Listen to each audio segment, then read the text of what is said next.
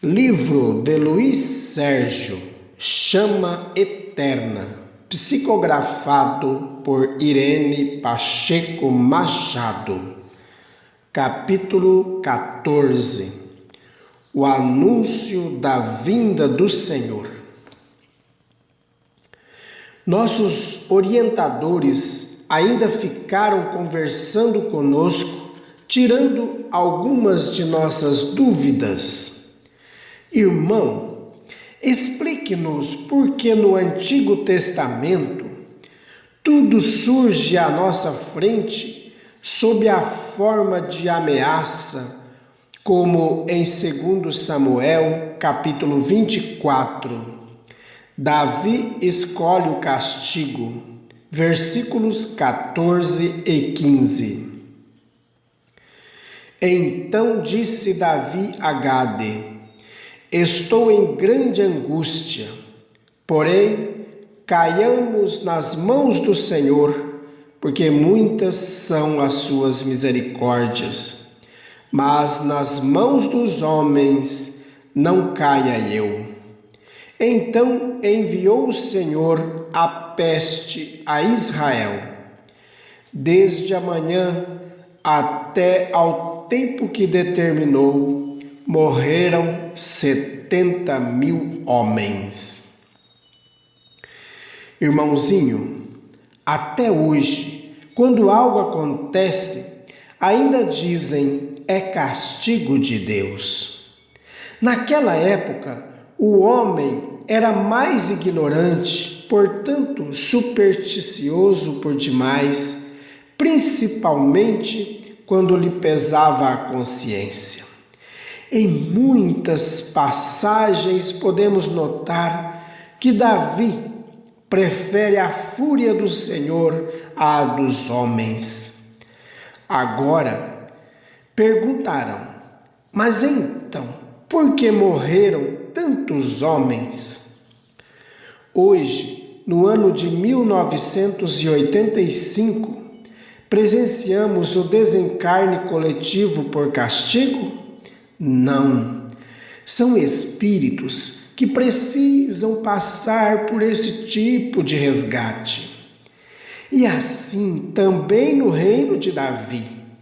Ele e o seu povo vieram à terra para evoluir. E esses fatos tristes muitas vezes nos servem de alerta.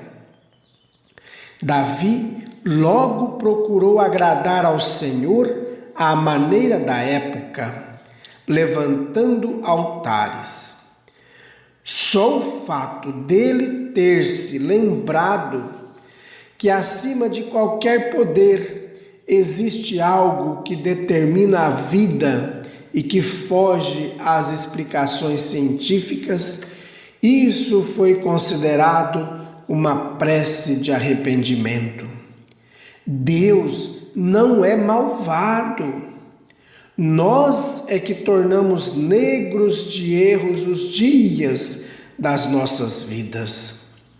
Vejamos no versículo 18. Naquele mesmo dia veio Gade ter com Davi e lhe disse: sobe, levante ao Senhor um altar na eira de Araúna, o Jebuseu. Este capítulo do livro de Samuel oferece-nos muitas pérolas evangélicas.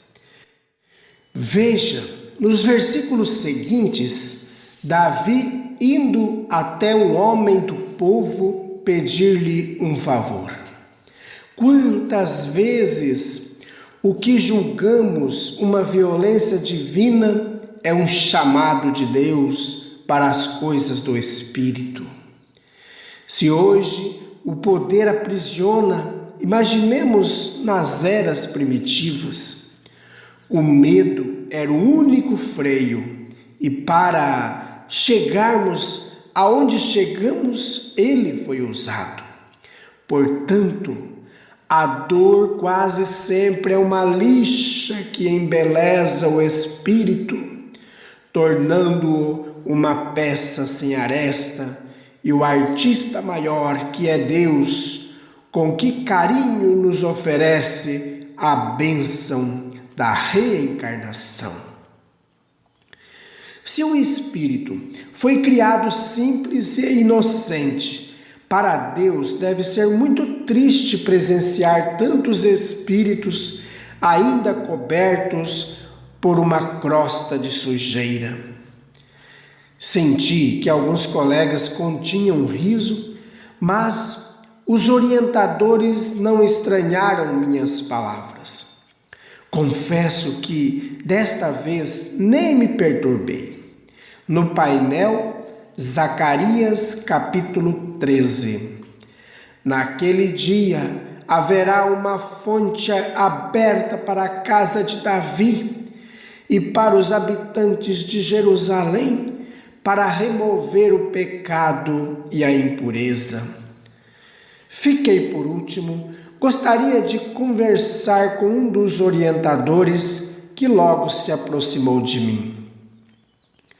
Gostou, Luiz, da aula de hoje? Muito boa, já sei, é difícil compreender a razão de tantos cataclismos. É isso mesmo, irmão. Por que naquele tempo os mensageiros se materializavam indo até os encarnados para alertá-los?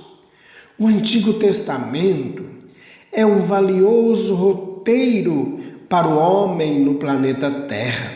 Se prestarmos atenção, nele encontraremos a escalada do Espírito que se inicia na Gênesis, quando Deus criou o planeta. Voltemos ao primeiro capítulo da Gênesis, versículo 2. A terra, porém, era sem forma e vazia.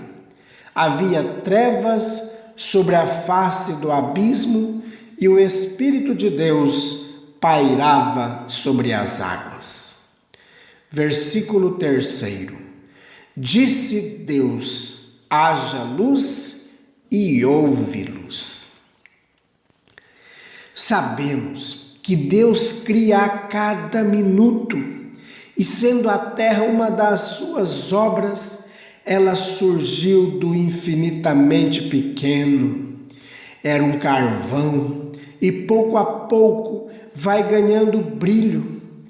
Assim iniciou a vida em nosso planeta, com Jesus como seu governador, bem atento a tudo.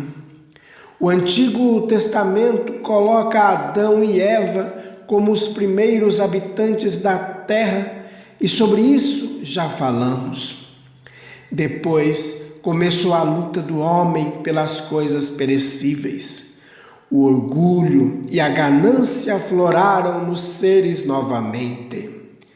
E assim iniciou a purificação por causa do desvio da chama eterna, que é o espírito do homem. No livro Êxodo, sentimos a fúria do homem sobre o homem, que era a sede do poder.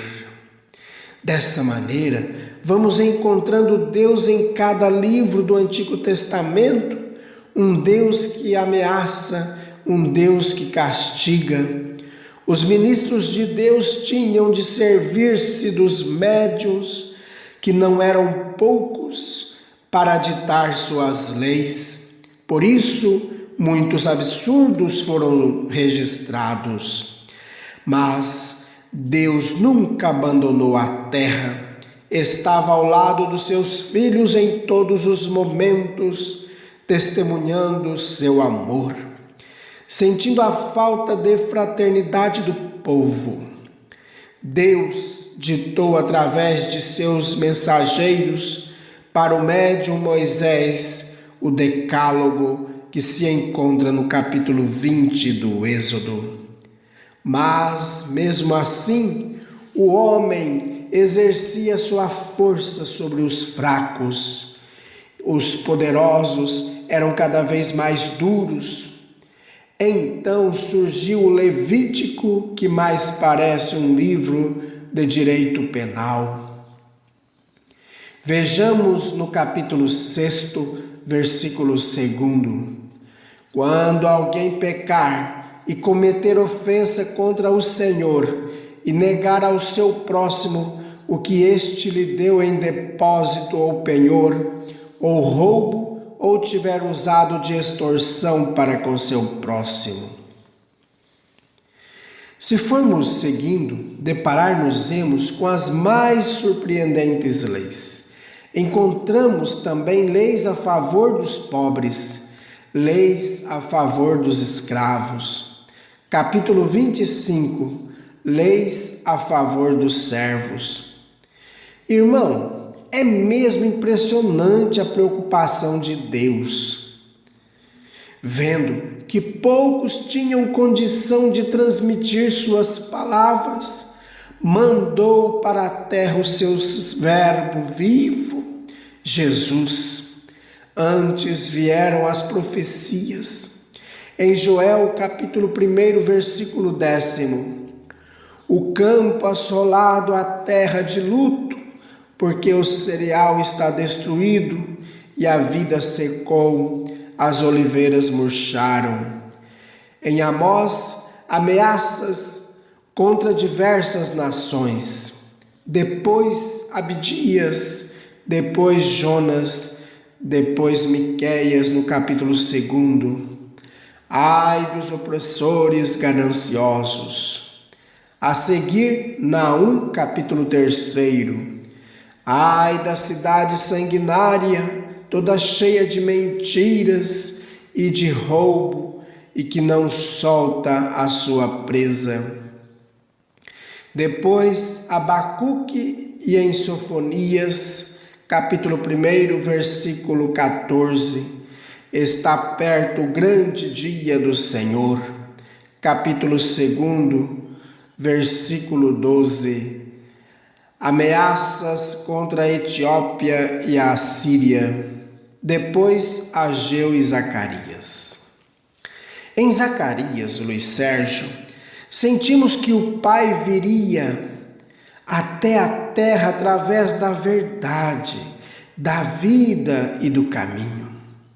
No capítulo 13, eliminados todos os ídolos e os profetas. No versículo 4, naquele dia se sentirão envergonhados os profetas, cada um da sua visão, quando profetiza, nem mais vestirão manto de pele para enganarem.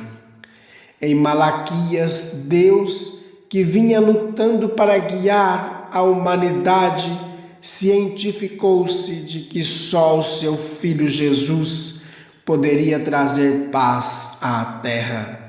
E assim encerra o Antigo Testamento. Desce então à terra o governador. E em nome de Deus, anuncia que não vem destruir a lei, mas fazê-la compreendida através de seus atos de espírito puro. O livro de Malaquias é rico e temos muito que nele estudar. Lê-se no capítulo 3. Eis que envio o meu mensageiro que preparará o caminho diante de mim. De repente virá ao meu templo o Senhor, a quem vós buscais, o anjo da aliança, a quem vós desejais. Eis que ele vem, diz o Senhor dos Exércitos.